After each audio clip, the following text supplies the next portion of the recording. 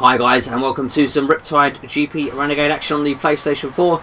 If you want to support what we do, you can give us a thumbs up. And if you want to keep up to date on all our latest videos featuring all the latest video games, do make sure you are subscribing. So we're going to take part here in a quick race at the downtown rush environment. And off the first ramp then, make it a trick. As you can see, it builds up the boost on the top of the screen. Once you do hit the boost button, it will carry on boosting until it's completely run out, so there's no way to stop it once you start it. So you do have to make sure you're on a pretty straight piece of track, so then you can unleash it. So here's one of the shortcuts in the game. Pretty simple one, this. Probably the first shortcut you'll actually find. And you know, shortcuts do range in usefulness. Some are very useful, some not so. And you know, there is a risk reward element, of course. So coming over another ramp here, and I only just managed to land that. So sometimes, you know, you have to make sure you're not too greedy. If there's not enough airtime, you cannot pull off the more complex tricks. So I'm going to show you another shortcut here off the ramp on the right hand side here on the subway section. So we're in first place. We're about a minute in. Just a one lap race, this one, so it is very much a sprint race. And you can see the nice water effects. You know, water does have a decent sense of weight to it, so when you do sort of reach the different levels with the giant waves, they do throw you up into the air. So it is simulated very well, actually. So come around to the last segments here then, and off the final jump, is it? Oh no, we've got one more jump to go. So pulling some tricks there, building up some boost, and crossing the finish line. So we're now going to have a look at an elimination event. So basically the person at the back of the pack gets eliminated every 15 seconds. So the idea is to get to the front as quickly as possible and to stay there, of course. And in order to do that, you really do have to take advantage of all these ramps. You know, do your tricks over the ramps, build up your boost, and use your boost as soon as you get it. So we're up into first place. We're down to 7 opponents. We did start with 8. You can see the waves now coming up. It gives us some nice air time. Oh, I get a little bit too greedy there though. So that's what happens when you don't get enough air time to pull off the more complex tricks.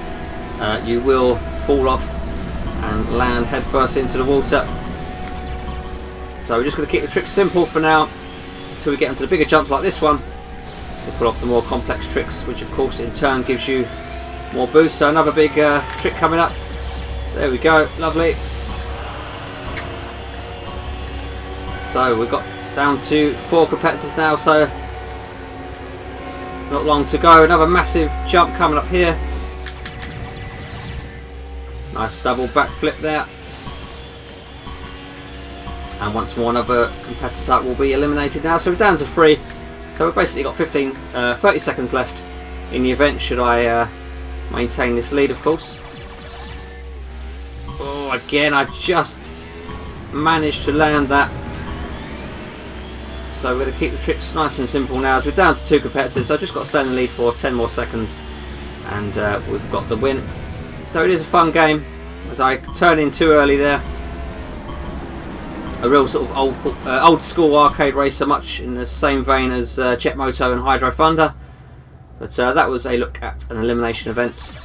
So we're now going to be taking a look at the slalom event. So I'm basically all on my own at the moment. It would have been nice to see some AI riders just to sort of add to the action, increase the intensity of it. But we are on our own here, and basically, as you probably guessed, you have to go left of the blue boys and right of the orange boys. And now you're about to see some giant waves. Look at that, wow! Throwing me up into the air, so you really do get a good sense of power and weight to the waves, which is simulated very well. And again, just throwing me up in the air, they're able to pull off a trick. So it is pretty well done. But you know, this is one of the more tame events in the game, I would say.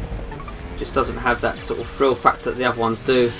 Just simply because you're on your own, really, and there's not a great deal of action going on. But this is one of the more interesting environments. You can see the thunderstorm going on, and we've just seen the giant waves. So we do have start off with around about 20 odd gates to negotiate, and we're down to just 4 more now, so we haven't made any mistakes, we haven't missed any buoys, so it's looking pretty good.